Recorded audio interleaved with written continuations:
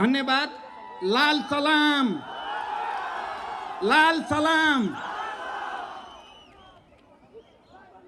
यो विशाल जनप्रदर्शन र जनसभाका सभाध्यक्ष तथा हाम्रो संघर्ष समितिका संयोजक कमरेड, हाम्रो गौरवशाली पार्टीका आदरणीय अध्यक्ष तथा पूर्व प्रधानमन्त्री कमरेड माधव कुमार नेपाल, वरिष्ठ नेता तथा पूर्व प्रधानमन्त्री आदरणीय झलनाथ खनाल कमरेड, स्थायी समितिका सबै सहयोद्धा कमरेडहरू, केन्द्रीय समितिका कमरेडहरू र यो विशाल जनसभामा उपस्थित सम्पूर्ण कमरेडहरू र आदरणीय जनसमुदाय, सबभन्दा पहिले त म यस मञ्चबाट ऐतिहासिक जनयुद्ध र ऐतिहासिक जनआन्दोलनमा शहादत प्राप्त गर्ने सम्पूर्ण शहीदहरूप्रति हार्दिक श्रद्धाञ्जली व्यक्त गर्न चाहन्छु।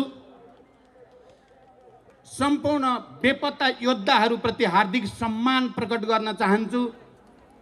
सबै घाइते अपाङ्ग योद्धाहरूप्रति पनि शीघ्र स्वास्थ्य लाभ र हार्दिक सम्मान व्यक्त गर्न चाहन्छु। साथसाथै म सम्पूर्ण शहीदहरूका आदरणीय परिवारजनहरू, बेपत्ता योद्धाका सबै आदरणीय परिवारजनहरू र घाइते अपाङ्गका परिवारजनहरूप्रति पनि हार्दिक सम्मान प्रकट गर्न चाहन्छु। मैले शान्ति प्रक्रियामा आए यता र खास गरी शान्ति सम्झौता वरिपरि अनि 62-63 को जनआन्दोलनमा यति विशाल जनसागर एकैचोटि काठमाडौँमा देखेको थिएँ। आज झन्डै 12-14 वर्षपछि आज फेरि त्यसरी नै जनसागर काठमाडौँका सडकमा उत्रिएको छ। म एकचोटि तपाईँ सबै जनसमुदायलाई फेरि पार्टीको तर्फबाट, मेरो तर्फबाट क्रान्तिकारी अभिवादन भन्न चाहन्छु। तपाईहरूप्रति हार्दिक सम्मान व्यक्त गर्न चाहन्छु। यो जनसागर जो उत्रेको छ 12-15 वर्षपछि फेरि एकचोटि काठमाडौँका सडकहरूमा यहाँका प्रतिक्रान्तिकारीहरूलाई देखाउनको निम्ति, यहाँका प्रतिगामीहरूलाई नेपाली जनता जागिसकेका छन्, सुत्नेवाला छैनन् भन्ने कुरा प्रमाणित भएको छ। त्यसको लागि पनि म तपाईहरू सबैलाई हार्दिक धन्यवाद भन्न चाहन्छु। हामीले नेपालमा शान्ति सम्झौता मार्फत, संविधान सभा मार्फत, संघीय लोकतान्त्रिक गणतन्त्रको घोषणा मार्फत र अनि संघीय लोकतान्त्रिक गणतन्त्र अन्तर्गत 3 तहको निर्वाचन सम्पन्न गरेर नेपाली जनता विश्वकै नजरमा निकै सम्मानित भएको महसुस गरेका थियौँ। युगान्तकारी परिवर्तन, ठुलठुला त्याग, तपस्या, बलिदान, जनताको विशाल पहलकदमी मार्फत 250 वर्ष पुरानो शाहवंशीय राजतन्त्रलाई ढाल्ने र गणतन्त्रसम्म देशलाई ल्याइ पुर्याउने गौरव नेपाली जनतालाई प्राप्त भयो। हामी पार्टी र नेताहरूले नेपाली जनताको त्यो ऐतिहासिक गौरवको नेतृत्व गर्ने अवसर हामीलाई प्राप्त भयो। हामी सबै सम्मानित भयौँ, हामी सबै गौरवान्वित भयौँ। विश्वले नेपाललाई नयाँ ढङ्गले चिन्यो। नेपाली जनता सबै खाले निरङ्कुशताका विरुद्ध, तानाशाहीका विरुद्ध, सबै खाले प्रतिगामी षड्यन्त्रका विरुद्ध एक ढिक्का भएर खडा हुन सक्छन्। उनले सामन्ती निरङ्कुशतावादीहरूको स्वर्गमा धावा बोल्न सक्छन्। तानाशाहहरूलाई घोडाबाट खसाएर त्यसका विरुद्ध फुटबल खेल्न सक्छन् भन्ने साबित भएको थियो। राजा महाराजाहरूका श्रीपेचहरूलाई झिकेर लात्ताले हान्न सक्छन् नेपाली जनताले भन्ने साबित भएको थियो। हामी सबै सम्मानित थियौँ, हामी सबै गौरवान्वित थियौँ। हामीले एउटा युगान्तकारी परिवर्तन ल्यायौँ र हामीले त्यो परिवर्तन विद्रोह गरिरहेको, युद्ध गरिरहेको शक्ति र आन्दोलन, जनआन्दोलन, शान्तिपूर्ण जनआन्दोलन गरिरहेको शक्तिहरूको बीचमा निरङ्कुशताका विरुद्ध, सामन्ती तत्त्वहरूका विरुद्ध, तानाशाहीका विरुद्ध, नेपालका श्रमजीवी जनतालाई अन्याय अत्याचार गर्ने शासकहरूका विरुद्ध एउटा संयुक्त मोर्चा बनाएर हामीले आन्दोलित भएका थियौँ र काठमाडौँका सडकमा जनताको सागर उर्लेर त्यो ऐतिहासिक आवश्यकता पुरा गरेका थियौँ। तर आज हामीले के चाह्यौँ त? अब हामीले सोच्यौँ, अब हामीले देश निर्माण गर्ने बेला आयो। जब संविधान सभाबाट संविधान बन्यो, सङ्घीय लोकतान्त्रिक गणतन्त्रको संविधान बन्यो, अब हामीले सोच्यौँ हामीले अब सबै श्रमजीवी जनतालाई राहत दिने, बेरोजगार युवाहरूलाई रोजगारी दिने, देशमा अब फेरि कहिल्यै राजनीतिक अस्थिरता नहोस्, राजनीतिक स्थायित्व सुनिश्चित होस् भन्ने सोच्यौँ र नेपालमा आर्थिक विकासको एउटा नयाँ अभियान सुरु होस्। नेपालमा अब सुशासनको, भ्रष्टाचार नियन्त्रणको, सबै जनताले समान रूपले न्याय पाउने अवस्था सृजना होस् भन्ने हामीले सोच्यौँ। तपाईहरुलाई थाहा छ, हामीले वाम गठबन्धन गरिसकेपछिको चुनावी अभियानमा भनेका थियौँ अबको दशक नेपालमा विकास र समृद्धिको दशक हुनेछ। हाम्रो पार्टी र गठबन्धन हामीले घोषणापत्रमा लेखे जस्तै हामी सुशासन दिन प्रतिबद्ध हुनेछौँ। हामीले भन्यौँ हामीले घोषणापत्रमा लेखे जस्तै आर्थिक विकासको एउटा नयाँ युगतिर जानेछौँ, हामी सामाजिक न्याय दिनेछौँ, हामी यो देशका सबै उत्पीडित वर्ग, जाति, क्षेत्र, लिङ्ग, समुदाय, के मधेसी, के आदिवासी जनजाति, के दलित, के महिला, के मुस्लिम, के पहाडी, के हिमाली, सबैलाई समान न्याय दिनेछौँ। राष्ट्रिय एकताको नयाँ उदाहरण हामी प्रस्तुत गर्नेछौँ र समृद्ध नेपाल निर्माण, जसरी हामीले संविधानमा लेखेका थियौँ अबको राज्य समाजवाद उन्मुख राज्य हुनेछ भनेर हामीले भनेका थियौँ, त्यसै अनुसार समाजवादको आधार तयार पार्ने, राष्ट्रिय पुँजीको विकास गर्ने, निजी सहकारी र सार्वजनिक क्षेत्रको सहकार्यबाट एउटा सुन्दर समृद्ध नेपाल निर्माण गर्ने नयाँ युगको हामीले परिकल्पना गरेका थियौँ। आदरणीय जनसमुदाय र पार्टीका कमरेडहरू, आज म तपाईहरुको अगाडि उभिएर यो मञ्चबाट बोल्दै गर्दा हामीले ती सपनाहरूलाई गएको 3 वर्षमा पुरा गर्न सकेनौँ। मैले त सोचेको थिएँ पार्टी एकता भइसकेपछि, जनमत 2/3 जनमत हामीले प्राप्त गरिसकेपछि हामीले हाम्रो घोषणापत्रमा भने जस्तै सबै क्षेत्रमा न्यायको एउटा नयाँ युग सुरु हुनेछ, सुशासन र पारदर्शिताको एउटा नयाँ युग सुरु हुनेछ, सबै उत्पीडित वर्ग, जाति, क्षेत्र, लिङ्ग, समुदायले राहत पाउनेछन्, सबै अप्ठ्यारोमा हाम्रो कम्युनिस्ट पार्टीको नेतृत्वको सरकारले राज्यको तर्फबाट सबैलाई राहत दिनेछ भन्ने हामीले सोचेका थियौँ। तर म अहिले लामो व्याख्या गर्ने समय छैन, हामीले त्यसो गर्न सकेनौँ। हामीले केपी ओलीलाई प्रधानमन्त्री बनाएपछि र कम्युनिस्ट पार्टीले झन्डै 2/3 बहुमत ल्याएपछि हामीले घोषणापत्रमा भने जस्तै गर्न नखोजेको चाहिँ होइन। हामीले पार्टी एकता गर्दा भएका सहमति र समझदारी लागू गर्न नखोजेको होइन। सुरुदेखि नै हामीलाई आभास भएको थियो केपीजीले सहमति गर्ने, कार्यान्वयन एउटा पनि नगर्ने, सहमति जे पनि गरिदिने प्रधानमन्त्री पाउनको लागि, तर सत्ता प्राप्त गरेपछि एउटा पनि सहमति कार्यान्वयन नगर्ने लक्षण देखिएकै थियो। हामीले त्यसका विरुद्ध बहस सङ्घर्ष गरेका पनि थियौँ। तर म आज यो ऐतिहासिक मञ्चमा खडा भएर के भन्न चाहन्छु भने हामीले यो 3 वर्षमा केपीलाई तह लाउन सकेनौँ। सायद हाम्रा पनि केही कमजोरी रहे।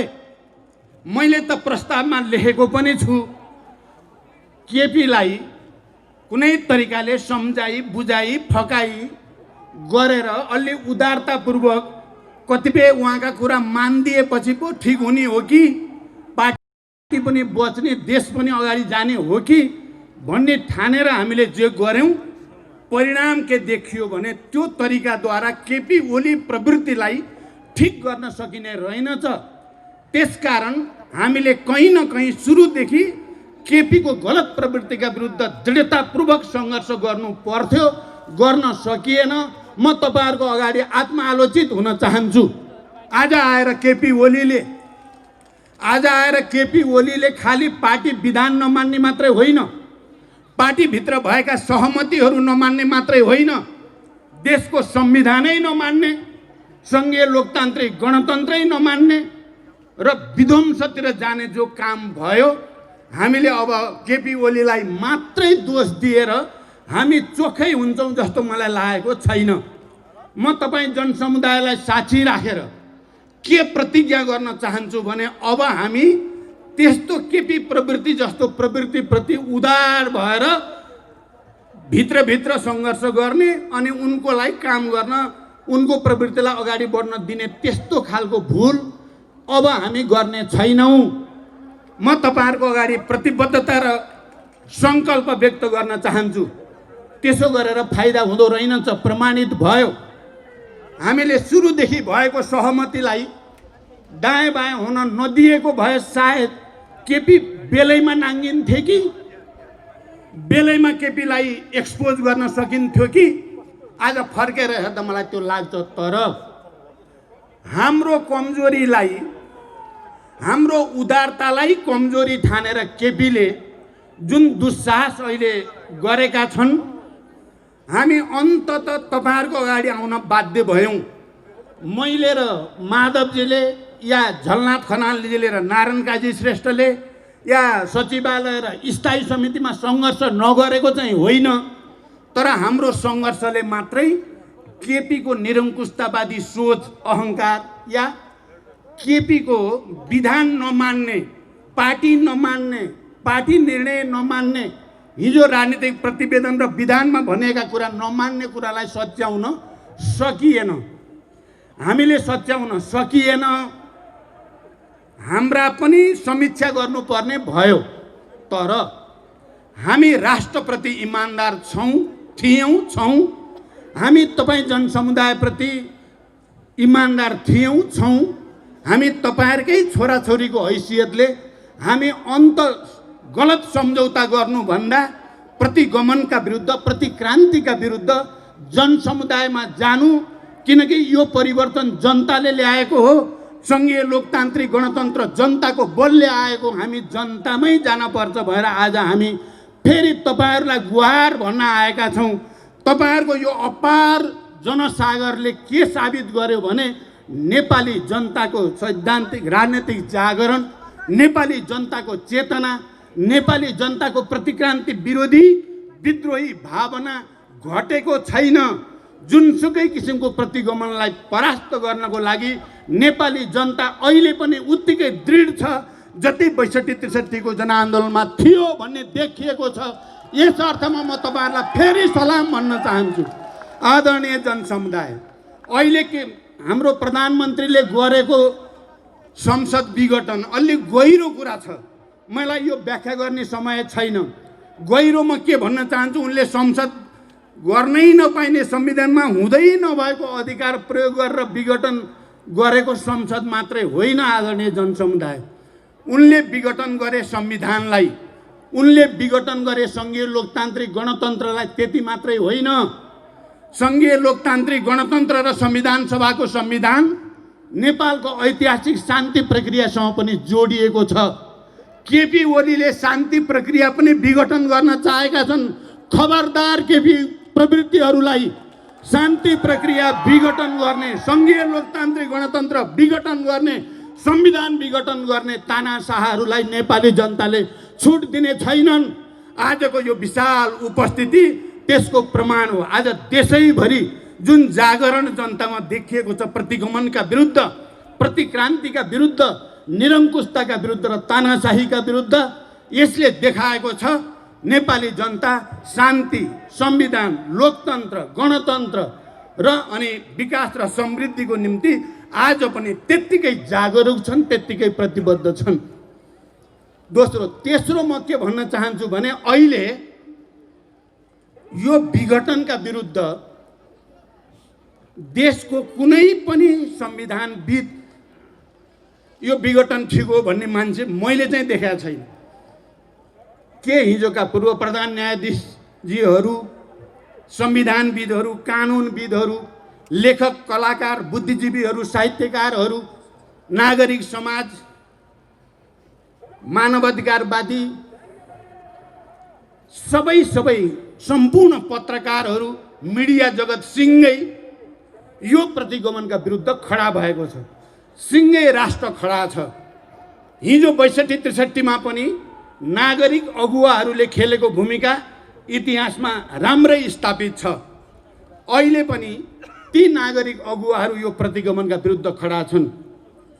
हिजो पत्रकारहरूले गणतन्त्रको पक्षमा, शान्ति प्रक्रियाको पक्षमा, शान्ति सम्झौताको पक्षमा र अनि संविधान सभाको पक्षमा पत्रकारहरूले खेलेको भूमिका इतिहासका अक्षरमा नमेटिने गरी लेखिएको छ। अहिले पनि पत्रकार जगत सिंगै यो विघटन र विसर्जनका विरुद्ध खडा छ। त्यसकारण यसले के साबित गर्छ भने उनीहरूले भन्ने गरेको कुरा झुटो छ। अघि यहाँ कमरेडहरूले राखिसक्नुभयो, घनश्यामजीदेखि माधवसम्म आइपुग्दा धेरै कुरा गइसकेको छ। म त्यतापट्टि धेरै जान चाहन्न। म के मात्रै भन्न चाहन्छु भने यो सिंगै राष्ट्र फेरि एकजुट भएको छ। सबै विवेकशील, इमानदार, राष्ट्रभक्त सबै समुदायहरू एक ठाउँमा केन्द्रित भएको छ र यो प्रतिगमनका विरुद्ध खडा भएको छ। यो कुरा आइ नै सकेको छ। म त्यसलाई धेरै भन्न चाहन्न कि केपीजी र केपी नजिकका मान्छेहरूले हामीले सेटिङ मिलाइसकेका छौँ भनेका छन्। धेरै नै उनीहरूको सेटिङलाई जनताको तागतले त्यो सेटिङ भत्काएर नयाँ सेटिङ, जनताको पक्षमा सेटिङ खडा हुन्छ भन्ने विश्वास म व्यक्त गर्न चाहन्छु। आजको यो सागर र देशैभरि देखा परेको विरोध प्रदर्शनहरू सबै ठुला सहरहरूमा, माधवजीले अहिले भर्खरै भन्नुभयो, हिजो मात्रै सुर्खेतमा र अस्ति पोखरा, अरू विभिन्न ठाउँ नेपालगञ्ज, बर्दिया, सबैतिर देशैभरि जनताको जो सागर देखा परेको छ यो आफैमा ऐतिहासिक छ र यसले त्यस्ता षड्यन्त्रकारी सेटिङ सिद्ध्याएर जनताको सेटिङ खडा हुँदैछ। जनताको सेटिङलाई कसैले नै भत्काउन सक्दैन। तर म के भन्न चाहन्छु भने हामीले भनेका छौँ, हामी निर्वाचन आयोगमा नै पटक गएका छौँ, भनेका छौँ हाम्रो भरोसा छ। हामीले अदालतप्रति भरोसा गरेका छौँ। यो सङ्घीय लोकतान्त्रिक गणतन्त्र पछिको, संविधान सभाबाट बनेको संविधान पछिको अदालत हो, निर्वाचन आयोग हो, संवैधानिक आयोग हो। केपीको सनकको भरमा उनको निरङ्कुशतालाई कसैले पनि साथ दिन्छ भनेर हामीले भरोसा गर्दैनौँ। तर आज काठमाडौँका सडकमा उर्लिएको जनसागर हाम्रो अदालतले पनि राम्रै देखेको छ, देख्छ। हाम्रो निर्वाचन आयोगले राम्रै देखेको छ, देख्छ। किनभने कुनै पनि ऐतिहासिक फैसलामा जनताको मानसिकता के छ, मनोविज्ञान के छ, जनताको भावना के छ भन्ने कुरा पनि एउटा महत्त्वपूर्ण फ्याक्टर हुने गरेको छ। त्यसकारण यो फ्याक्टरले जनताको जित सुनिश्चित गरेको छ भनेर म भन्न चाहन्छु। अझै पनि अदालतका पूर्व प्रधान न्यायाधीशहरू, वकिलहरूले यो प्रतिगमन नै हो, संविधानमा हुँदै नभएको कुरा गरियो भन्दा तिनीहरूलाई गाली गर्ने, प्रधान न्यायाधीशहरूले वक्तव्य दिँदा तिनलाई गाली गर्ने, पत्रकारहरूले सत्यको पक्षमा लेख्दा तिनलाई गाली गर्ने, तिनलाई दबाब धम्की दिने। अहिले यो प्रदर्शनको सन्दर्भमा कर्मचारीहरू, पेसाकर्मीहरू सहभागी हुनेहरूलाई रेकर्ड राख्ने अरे केपी ओलीका साइबर स्यालहरूले, घनश्यामजीको शब्द, साइबर स्यालले रेकर्ड राख्ने रे अनि कारबाही गर्ने भनेर धम्की दिएको मैले सुने। कर्मचारीहरू यहाँ खबरदार, कोही गयो भने को गयो जुलुसमा त्यसको रेकर्ड राख्ने अरे। अरू विभिन्न क्षेत्रमा काम गर्ने कर्मचारीहरू, पेसाकर्मीहरू, विभिन्न व्यवसायीहरूको नि रेकर्ड राख्ने अरे। म यो मञ्चबाट केपी र केपीजीको निरङ्कुश गुटलाई चुनौती दिन चाहन्छु। गरेर देखाऊ, एउटालाई छोएर देखाऊ, एउटालाई छोएर देखाऊ। र म सबै कर्मचारी साथीहरू, तपाईहरुले हिजो गणतन्त्रको आन्दोलनमा जसरी सडकमा निक्लेर पार्टीहरू नागरिक समाजलाई साथ दिनुभयो र तपाईँ गौरवान्वित हुनुभयो। नडराउनुहोस्, तपाईहरुलाई छिसिक्क रौँ मात्रै हल्यो भने पनि त्यसको संरक्षण हामी गर्नेछौँ। भोलिको सरकार फेरि पनि जनताको सरकार हो, छिटै जनताको सरकार आउनेवाला छ। त्यो सरकारले कारबाही त केपी ओली र त्यसको निरङ्कुश गुटलाई गर्नेछ, कर्मचारी र वीरहरूलाई होइन, जो लोकतन्त्र र गणतन्त्रको पक्षमा, सामाजिक न्याय र समृद्धिको पक्षमा लडाईँ लड्नेलाई कारबाही। अनि संविधान ध्वस्त पार्ने, गणतन्त्र ध्वस्त पार्ने उनको पछि लाग्ने देख्नु भएको छ नि अनुहार तपाईहरुले। उनको पछि लाग्ने भने हिजो ज्ञानेका जो मान्छे छन् ती मान्छे दौडिया छन् अहिले। तपाईहरुले यो नि थाहा पाउनु भएको छ नि केही हिजो पूर्व माओवादी भनेका फुट्ने आउने जाने गरेका केही चाहिँ अहिले खरानी घसेर चिन्नै नसक्ने भएको छन्। के ओरिजिनल केपीका चाहिँ साइबर स्याल भन्दा यी भगौडाहरू चाहिँ त यति धेरै खरानी घसेको देखेर मलाई त लाजै लागेको छ। त्यसकारण यो चल्नेवाला छैन। कर्मचारी साथीहरू, तपाईँ ढुक्क भएर अगाडि बढ्नुहोस्। हामी हिसाब राख्छौँ। केपीले राखेको हिसाब मिल्नेवाला छैन। केपीले राखेको हिसाबको केही अर्थ हुनेवाला छैन। जो निरङ्कुशताका विरुद्ध गणतन्त्रका पक्ष लडाईँ लड्छ महान त्यही हुन्छ। अहिले संविधानको पक्षमा, सङ्घीय लोकतान्त्रिक गणतन्त्रको पक्षमा जो लड्छ महान त्यही हुन्छ। हामीले खोजेको के छ त? अब म यही कुरा थोरै राखेर टुङ्ग्याउन चाहन्छु। हामीले पार्टी त्यस्तो बनाउन चाहेका छौँ जो सिद्धान्तमा आधारित होस्, मार्क्सवाद लेनिनवादमा साँचो अर्थमा आधारित पार्टी, त्यसको निर्देशनमा चल्ने पार्टी बनाउन चाहन्छौँ। हामी सामाजिक न्याय सहित निजी सहकारीसँग राम्रो सहकार्य गरेर, सार्वजनिक क्षेत्रसँग सहकार्य गरेर समाजवादको नेपाली मोडेल बनाउन चाहन्छौँ। समाजवादको नेपाली मोडेल खडा गरेर विश्व सामु हामी देखाउन चाहेका छौँ। मैले जति बेला पार्टी एकताको प्रस्ताव लिएर, वाम गठबन्धनको प्रस्ताव लिएर तत्कालीन एमालेका अध्यक्ष केपी ओली कहाँ गएको थिएँ, मेरो सपना एउटा नयाँ नेपाल, अब संविधान बन्यो, सङ्घीय लोकतान्त्रिक गणतन्त्र भयो, निर्वाचन पनि अब सम्पन्न हुन लाग्यो, अब चाहिँ देशमा राजनीतिक स्थायित्व बनाउने, विकासतिर लैजाने कम्युनिस्ट पार्टीले नै त्यही गर्न सक्छ भन्ने विश्वास लिएर अग्रिम प्रधानमन्त्री केपी ओलीलाई दिएर गरे पार्टी एकता हो।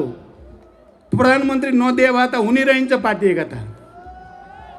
उनलाई त प्रधानमन्त्री बाहेक केही चाहिए रहन्छ। अहिले मलाई पो भन्छन् उल्टो प्रचण्डलाई प्रधानमन्त्री चाहिए हुनाले किचलो गरेको भन्छन्। योभन्दा 8औं आश्चर्य मैले अरू केही देख्दिनँ।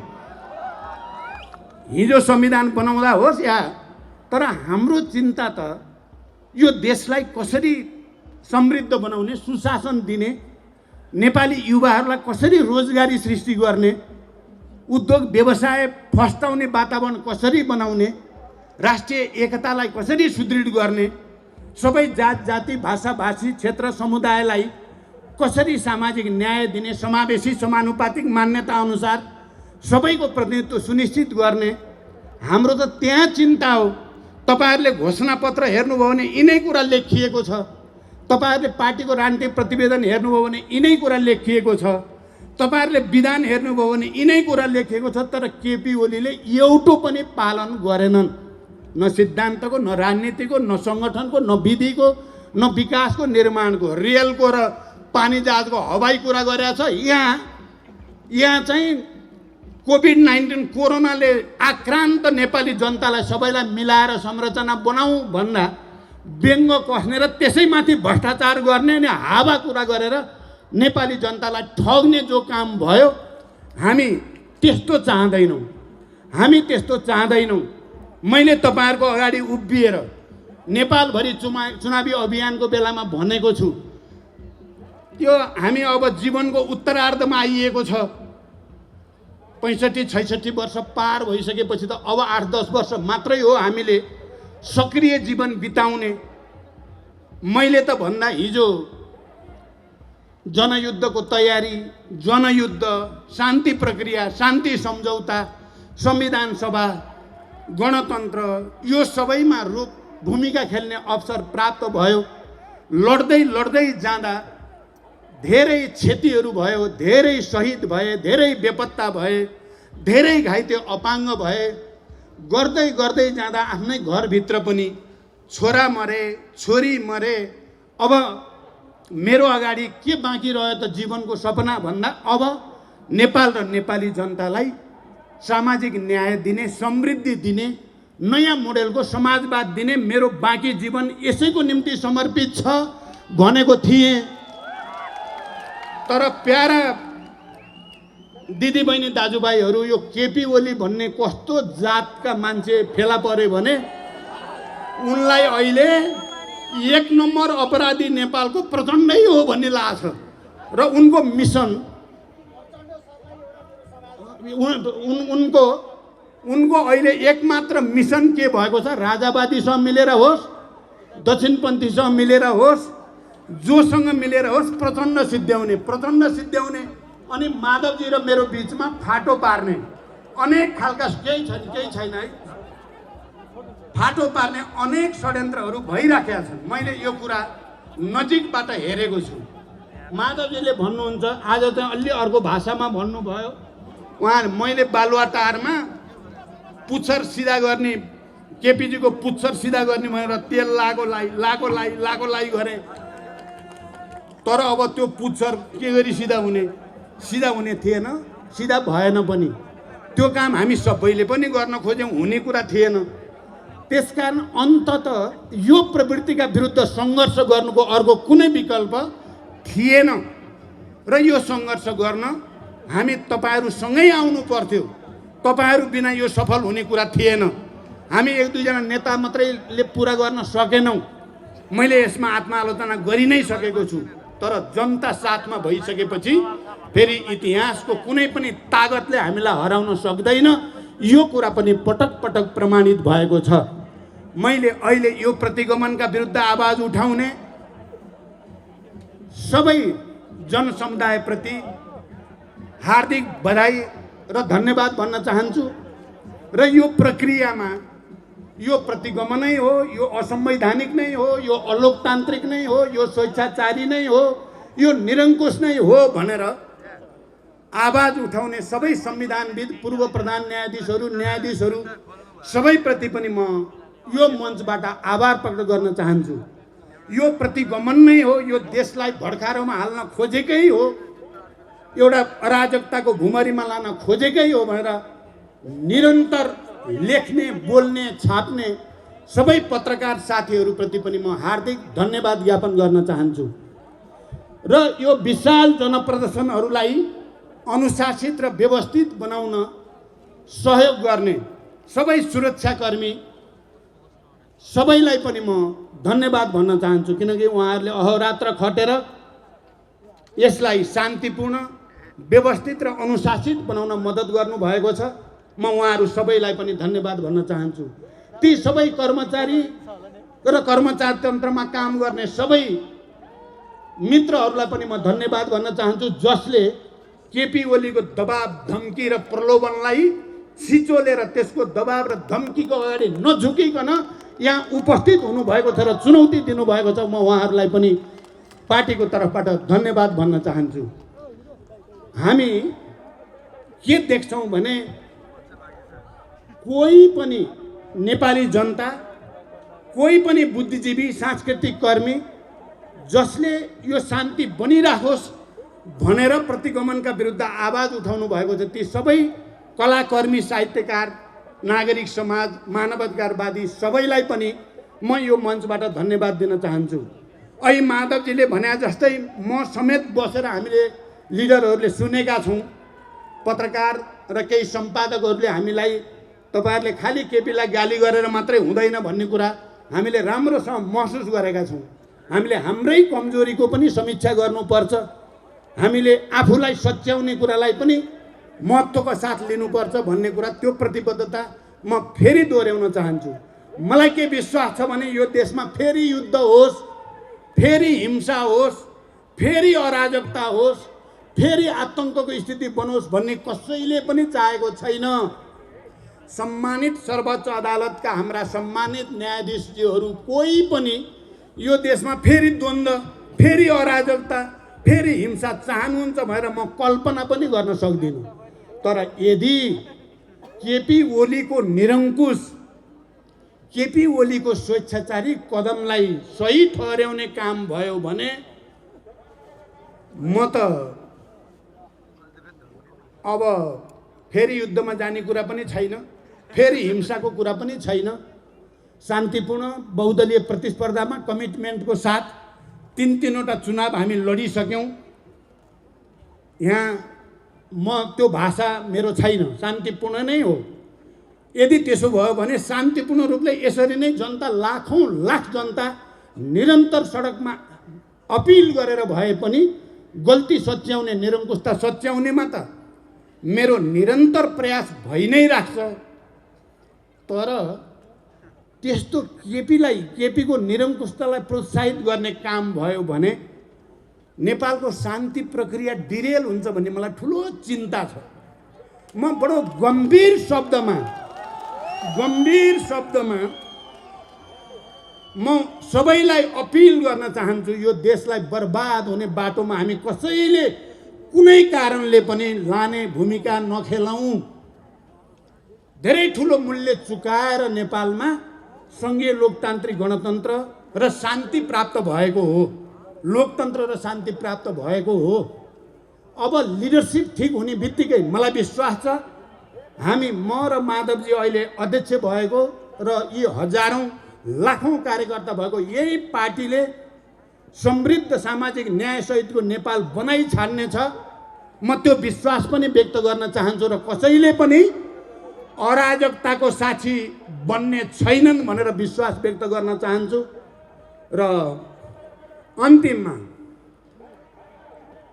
म कहिलेकाहीँ केपीजी अलि ठट्टा मजाक बढी गरेको कुरा मैले भनेको पनि अलिअलि कहिलेकाहीँ विवाद पनि हुने गर्छ। मैले एउटा कुरा भनेको छु, हाम्रो नेपालीहरूको संस्कार र संसारभरिको मानिसको पनि संस्कार हो, विवाह भयो, जन्ती जानी भयो भने हाँसी मजाक हुन्छ, नाचगान हुन्छ, बाजागाजा हुन्छ, रमाइलो गर्दै गइन्छ। मार्क्सवादले हामीलाई के भनेको छ भने यो आन्दोलन सङ्घर्ष भनेको जनताको लागि उत्सव हो अरे क्या, उत्सव जस्तो। किन उनीहरूले अधिकार पाउँछ नि त, जनताले आन्दोलनबाट अधिकार प्राप्त हुन्छ। त्यहाँदेखि त्यो उत्सव जस्तो हो, त्यहाँ नाचगान हुन्छ, जोस हुन्छ, आवेग हुन्छ, रमाइलो हुन्छ। तर हाम्रो केपीजी आन्दोलन भएपछि उहाँ रुन थाल्नुहुन्छ। कुरा भन्नु, केपीजीको चाहिँ अस्ति 62-63 गणतन्त्रको आन्दोलनमा माधवजीले मलाई धेरैचोटि भन्नुभएको छ, झलनाथजीले, सबैले गणतन्त्रको आन्दोलन हुनु हुँदैन भनेर नोट अफ डिसेन्ट लेख्न लगाउने मान्छे हुनुहुँदो रहेछ केपी ओली, गणतन्त्र हुनुहुन्न भनेर। आन्दोलन भयो भने चाहिँ त्यसको विरुद्ध खडा हुनुहुँदो रहेछ। सङ्घीयताको त अहिले विरोधै गर्नुभएको छ, भात दिन्छु, कुर्सी भत्काइदिन्छु सबै भन्नुहुन्छ। अब त संविधान भत्काइहाल्नु भयो। अनि जब घरमा कोही मर्छ, बा आमा छोराछोरी कोही, त गाउँ टोल नै शोकमग्न हुन्छ। सबैले एकले अर्कालाई ढाडस दिन्छन्। केपीको बानी के रहेछ भने त्यो बेला हाँस्ने, उहाँलाई हाँसो आउँदो रहेछ क्या। अहिले संविधान आइसियुमा छ, मर्ने हो कि बाँच्ने भएको छ, उहाँ चाहिँ हँसाउँदै हिँड्नु भएको छ सबैलाई। हामी स्तब्ध भएका छौँ, संवेदनशील भएका छौँ। राष्ट्र के हुने हो, जनताको भविष्य के हुने हो, संविधान गणतन्त्रको भविष्य के हुने हो भन्ने हामी चिन्ता गरेका छौँ। उहाँ चाहिँ ठट्टा मजाक कमेडी प्रहसन गरिराख्नु भएको छ।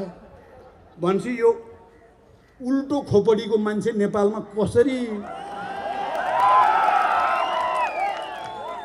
अब हेर्नुहोस्, एउटा विचित्र, उहाँले यो जनयुद्ध भनेपछि सुन्न पनि नचाहने एक नम्बर मान्छे उहाँ हुनुहुन्थ्यो पहिला। तर पछि अब शान्ति सम्झौता भएपछि त अलिकति मान्नु होला कि भन्ठानेको त एकतापछि पनि त्यो जनयुद्धको शहीदलाई सम्मान गर्ने कार्यक्रममा एकचोटि पनि उहाँ जानु भएन। माधवजी जानुभयो, झलनाथजी जानुभयो, एमालेका सबै नेताहरू जानुभयो, केपी कहिल्यै पनि जानु भएन। मैले त्यसलाई खुब नोट गरेका थिएँ। अनि घाइते अपाङ्गहरू यहाँ माइती घर मण्डलामा अनसन बस्दा जाडोमा या गर्मीमा खुमलटार गएर अनेक गरेर ऋण सापट खोजेर मैले बेला बेलामा राहत दिने, सरकारलाई मैले पटक पटक यी घाइते अपाङ्गको उपचार हुन पर्यो। पहिला खाइपाई आएको त्यो मासिक भत्ता पनि खोजिदिएछ यो सरकारले त झन्। त्यो गृह प्रशासन पनि सबै केपीले जे भने त्यही मान्ने छ। मैले धेरैचोटि भन्दा कहीँ कतै टेर पुच्छर लागेन, उल्टो मासिक भत्ता खोसियो, घाइतेको उपचार गर्ने कुरालाई पुरै व्यवस्था गरियो। अहिले पार्टी विभाजन गरेपछि र आफू अल्पमतमा परेपछि मैले कहिलेकाहीँ सुन्छु क्या, ती घाइते अपाङ्गलाई हेर्न पर्दैन प्रचण्डले भन्ने क्या। यही केपी कति फट्याइ गर्न नि कति सकेको क्या, जालझेल गर्ने नि कस्तो दिमाग हो। कालीबहादुर खाम खोइ अरे, कालीबहादुर खाम खोइ रे। त्यो कालीबहादुर खाम बिचरा आफैले केही गरे त होइन, उसको मुद्दा चाहिँ ठिक ढङ्गले हल होस् भन्नको लागि 10-11 वर्षदेखि म लगातार लागेको छु। उसलाई परेको गाह्रो साह्रो हेर्न मैले लगातार बल गरेको छु। अहिले त कालीबहादुर तपाईँलाई त प्रचण्डले हेर्दैन, जनमुक्ति सेनाका कमान्डरलाई जसलाई मैले 10 वर्ष स्कुलिङ गरेर हुर्काएर माया गरेर विकास गरेर एउटा ठाउँमा पुर्याएको ती मान्छेको चाहिँ अब केपीले संरक्षण गर्ने रे। आमाको दुध चुसेर भएन, बाउको घुँडो। योभन्दा लाजमर्दो अरू हुन्छ? प्रचण्डले जनमुक्ति सेना नहेर्ने रे केपीले, लाजै। त्यसो भएर जनमुक्ति सेनाका सबै कमान्डर योद्धा घाइते साथीहरू भ्रमित नहुनु होला। तपाईँहरूको रगत पसिना र बलिदानले नेपाललाई सङ्घीय लोकतान्त्रिक गणतन्त्र बनाउन ऐतिहासिक भूमिका खेलेको छ। इतिहासको स्वर्णिम अक्षरमा तपाईँहरूको नाम लेखिसकेको छ। त्यसलाई कालो पोत्ने काम हामी कोही नगरौँ, त्यसमा कालो पोत्ने काम नगरौँ। म यो अपिल पनि गर्न चाहन्छु र सबैलाई फेरि एकचोटि प्रतिगमनका विरुद्ध, असंवैधानिक र अलोकतान्त्रिक निरङ्कुश कदमका विरुद्ध एकजुट भएर अगाडि बढ्ने सबैलाई फेरि धन्यवाद दिँदै र हामी एउटा नयाँ पार्टी बनाउने, नयाँ समाज र समृद्ध समाज बनाउने, नयाँ राज्य बनाउने सङ्कल्पसहित यो आन्दोलनलाई सफलताको बिन्दुमा लान अपिल गर्दै म बिदा हुन्छु। धन्यवाद, अभिवादन।